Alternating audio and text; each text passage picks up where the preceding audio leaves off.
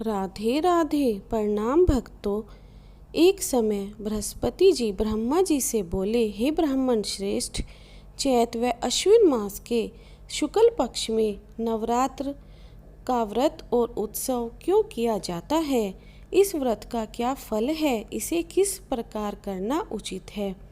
पहले इस व्रत को किसने किया, सो विस्तार से कहिए। बृहस्पति जी का ऐसा प्रश्न सुनकर ब्रह्मा जी ने कहा, हे बृहस्पति, प्राणियों के हित की इच्छा से तुमने बहुत अच्छा प्रश्न किया है। जो मनुष्य मनोरथ पूर्ण करने वाली दुर्गा, महादेव, सूर्य और नारायण का ध्यान करते हैं, वे मनुष्य धन्य हैं। यह नवरात्र का व्रत संपूर्ण कामनाओं को पूर्ण करने वाला है। इसके करने से बालक चाहने वाले को बालक, धन के चाहने वाले को धन, विद्या चाहने वाले को विद्या और सुख की इच्छा वाले को सुख मिलता है। इस व्रत को करने से रोगी मनुष्य का रोग दूर हो जाता है, मनुष्य की सभी विपत्तियां दूर हो जाती है और घर में सुख समृद्धि का वास होता है। जो मनुष्य इस नवरात्र व्रत को नहीं करता, वह अनेक दुखों को भोगता है और कष्ट व रोग से पीड़ित हो अंगहीनता को प्राप्त होता है तथा संज्ञाहीन हो जाता है। यदि व्रत करने वाला मनुष्य सारे दिन का उपवास न कर सके तो एक समय भोजन करे और बंधु बांधवों सहित नवरात्र व्रत की कथा का श्रवण करे। हे बृहस्पति, जिसने पहले इस महाव्रत को किया है, वह कथा मैं तुम्हें सुनाता हूँ, तुम सावधान होकर सुनो। इस प्रकार ब्रह्मा जी का वचन सुनकर बृहस्पति जी बोले, हे ब्राह्मण, मनुष्यों का कल्याण करने वाले इस व्रत के इतिहास को मेरे लिए कहो, मैं सावधान होकर सुन रहा हूँ। आपकी शरण में आए हुए मुझ पर कृपा करो। ब्रह्मा जी बोले, पीठत नामक मनोहर नगर में एक सुनाथ नाम का ब्राह्मण रहता था। वह भगवती दुर्गा का भक्त था। उसके संपूर्ण सद्गुणों से युक्त मानो ब्रह्मा जी की सबसे पहली रचना हो ऐसी सुमति नाम की एक अत्यंत सुंदर पुत्री पैदा हुई। वह कन्या सुमति अपने पिता के घर बालकपन में अपनी सहेलियों के साथ खेलते हुए इस प्रकार बढ़ने लगी जैसे शुक्ल पक्ष की कला बढ़ती है। उसका पिता प्रतिदिन जब दुर्गा की पूजा और होम किया करता था, उस समय वह भी वहाँ पर उपस्थित रहती थी। एक दिन वह सुमति अपनी सखियों के साथ खेल में लग गई और भगवती के पूजन में उपस्थित नहीं हुई। उसके पिता को पुत्री की ऐसी असावधानी देखकर क्रोध आया और पुत्री से कहने लगा कि हे दुष्ट पुत्री, आज प्रभात से तूने भगवती का पूजन नहीं किया, इस कारण मैं किसी कुष्ठी और दरिद्री मनुष्य के साथ तेरा विवाह करूँगा। इस प्रकार कुपित पिता का वचन सुनकर सुमति को बड़ा दुख हुआ और पिता से कहने लगी, हे पिताजी, मैं आपकी कन्या हूँ, मैं सब तरह से आपके अधीन हूँ। जैसी आपकी इच्छा हो मेरा विवाह कर सकते हैं, पर होगा वही जो मेरे भाग्य में लिखा है। मेरा तो इस पर पूर्ण विश्वास है। मनुष्य न जाने कितने मनोरथों को चिंतन करता है, पर होता वही है जो भाग्य में विधाता ने लिखा है। जो जैसा कार्य करता है उसको फल भी उसी कर्म के अनुसार मिलता है। क्योंकि कर्म करना मनुष्य के अधीन है, पर फल देव के अधीन है। अपनी कन्या के ऐसे निर्भयता से वचन कहे हुए सुनकर उस ब्राह्मण को और अधिक क्रोध आया। तब उसने अपनी कन्या का विवाह एक कुष्ठी के साथ कर दिया और बहुत क्रोधित होकर अपनी पुत्री से कहने लगा, जाओ जाओ, जल्दी जाओ और अपने कर्म का फल भोगो। देखें भला भाग्य के भरोसे रहकर क्या करती है। इस प्रकार से कहे हुए पिता के कटु वचनों को सुनकर सुमति मन से विचार करने लगी कि अहो, मेरा बड़ा दुर्भाग्य है जिससे मुझे ऐसा पति मिला। इस तरह वह अपने दुखों का विचार करती हुई अपने पति के साथ वन में चली गई और भयावह कुशायुक्त उस स्थान पर उन्होंने वह रात बड़े कष्ट के साथ बिताई। सारी रात वह दंपति माँ भगवती का ध्यान करता रहा और उस गरीब बालिका की ऐसी दशा देखकर भगवती उसके पूर्व पुण्य के प्रभाव से प्रकट होकर सुमति से कहने लगी, हे पुत्री, मैं तुमसे प्रसन्न हूँ, तुम जो चाहो सो वरदान मांग सकती हो। मैं प्रसन्न होने पर मनवांछित फल देने वाली हूँ। इस प्रकार भगवती दुर्गा का वचन सुनकर ब्रह्माणी कहने लगी कि आप कौन हो जो मुझ पर प्रसन्न हुई हो, यह सब मुझसे कहो और अपनी कृपा दृष्टि से मुझ दीन दासी को कृतार्थ करो। ऐसा ब्राह्मणी का वचन सुनकर देवी कहने लगी कि मैं आदि शक्ति हूँ और मैं ही ब्रह्म विद्या और सरस्वती हूँ। मैं प्रसन्न होने पर प्राणियों का दुख दूर कर उनको सुख प्रदान करती हूँ। हे ब्राह्मणी, मैं तुझ पर तेरे पूर्व जन्म के पुण्य के प्रताप से प्रसन्न हूँ। तुम्हारे पूर्व जन्म का वृतांत सुनाती हूँ, सुनो।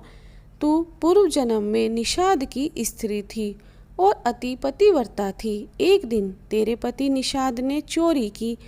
चोरी करने के कारण तुम दोनों को सिपाहियों ने पकड़ लिया और ले जाकर जेल खाने में कैद कर दिया। उन लोगों ने तुझे और तेरे पति को भोजन भी नहीं दिया। इस प्रकार नवरात्र के दिनों में तुमने न तो कुछ खाया और न जल ही पिया, इसलिए 9 दिन तक नवरात्र का व्रत हो गया। हे ब्राह्मणी, उन दिनों में जो व्रत हुआ उस व्रत के प्रभाव से प्रसन्न होकर मैं तुम्हें मनोवांछित फल दे रही हूँ। तुम्हारी जो इच्छा हो सो मांगो। इस प्रकार दुर्गा के कहे हुए वचन सुनकर ब्राह्मणी बोली कि अगर आप मुझ पर प्रसन्न है तो हे दुर्गे, मैं आपको प्रणाम करती हूँ। कृपा कर मेरे पति के कोढ़ को दूर करो। देवी कहने लगी, उन दिनों में से जो तुमने व्रत किया उस व्रत के एक दिन का पुण्य अपने पति का कोढ़ दूर करने को अर्पण करो। मेरे प्रभाव से तेरा पति कोढ़ से रहित होकर सोने के समान शरीर वाला हो जाएगा। ब्रह्मा जी बोले कि इस प्रकार देवी के वचन सुनकर वह ब्राह्मणी बहुत प्रसन्न हुई और पति को निरोग करने की इच्छा से ठीक है ऐसे बोली। तब उसके पति का शरीर भगवती दुर्गा की कृपा से कुष्ठहीन होकर अति कांति युक्त हो गया, जिसकी कांति के सामने चंद्रमा की कांति भी क्षीण हो जाती है। वह ब्राह्मणी पति की मनोहर देह को देखकर देवी को अति पराक्रम वाली समझकर स्तुति करने लगी। हे दुर्गे, आप दुर्गति को दूर करने वाली, तीनों जगत का संताप हरने वाली, समस्त दुखों को दूर करने वाली, रोगी मनुष्य को निरोग करने वाली, प्रसन्न होने पर मनवांछित वस्तु देने वाली और दुष्ट मनुष्यों का नाश करने वाली हो। तुम ही सारे जगत की माता और पिता हो। हे अम्बे, मुझ अपराध रहित अबला को मेरे पिता ने कुष्ठी मनुष्य के साथ विवाह कर मुझे घर से निकाल दिया। आपने ही मेरा इस आपत्ति रूपी समुद्र से उद्धार किया है। हे देवी, मैं आपको प्रणाम करती हूँ, मुझ दीन की रक्षा करो। ब्रह्मा जी बोले कि हे बृहस्पति, इसी प्रकार उस सुमति ने मन से देवी की बहुत स्तुति की और उसके द्वारा की हुई स्तुति को सुनकर सुमति पर देवी को बहुत संतोष हुआ और ब्राह्मणी से कहने लगी, हे ब्राह्मणी, तेरे उद्दालक नाम का अति बुद्धिमान, कीर्तिमान और जितेंद्रिय पुत्र शीघ्र ही होगा। ऐसे कहकर वह देवी उस ब्राह्मणी से फिर कहने लगी, हे ब्राह्मणी, और जो कुछ तेरी इच्छा हो वही मनवांछित वस्तु मांग सकती है। ऐसा भगवती दुर्गा का वचन सुनकर सुमति बोली कि हे दुर्गे, अगर आप मुझ पर प्रसन्न हैं तो कृपा कर मुझे नवरात्र व्रत की विधि बतलाइए। हे दयामयी, जिस विधि से नवरात्र व्रत करने से आप प्रसन्न होती हैं उस विधि तथा उसके फल को मुझसे विस्तार पूर्वक कहिए। इस प्रकार ब्राह्मणी के वचन सुनकर माँ दुर्गा कहने लगी कि हे ब्राह्मणी, मैं संपूर्ण पापों को दूर करने वाली नवरात्र व्रत की विधि तुमको बतलाती हूँ, जिसके करने से समस्त पापों से छूटकर मोक्ष की प्राप्ति हो जाती है। अश्विन मास में शुक्ल पक्ष की प्रतिपदा से लेकर 9 दिन तक विधि पूर्वक व्रत करें। यदि दिन भर का व्रत न कर सके तो एक समय भोजन करें।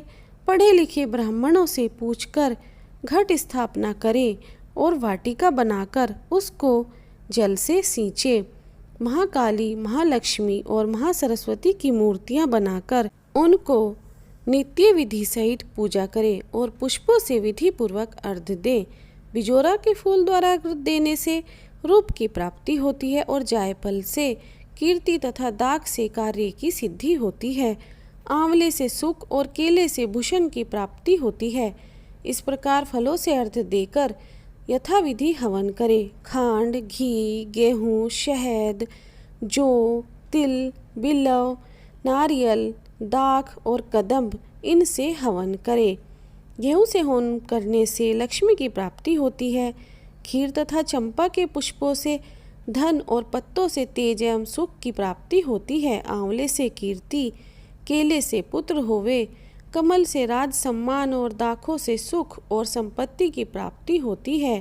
खांड, घी, नारियल, शहद, जौ और तिल इनसे तथा फलों से होम करने से मनवांछित वस्तु की प्राप्ति होती है। व्रत करने वाला मनुष्य इस विधान से होम कर आचार्य को अत्यंत नम्रता के साथ प्रणाम करे और यज्ञ की सिद्धि के लिए उसे दक्षिणा दे। इस व्रत को पहले बताई हुई विधि के अनुसार जो कोई करता है उसके सब मनोरथ पूर्ण हो जाते हैं। इसमें तनिक भी संशय नहीं है।